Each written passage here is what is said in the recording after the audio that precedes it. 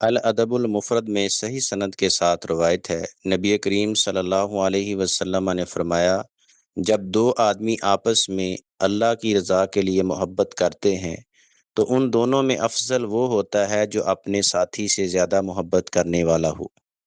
اس حدیث کا مفہوم یہ ہے، آج کے دور میں محبت زیادہ تر مفاد، لالچ یا دنیاوی فائدے کی بنیاد پر ہوتی ہے، جبکہ اصل محبت وہ ہے جو صرف اور صرف اللہ کی رضا کے لیے ہو۔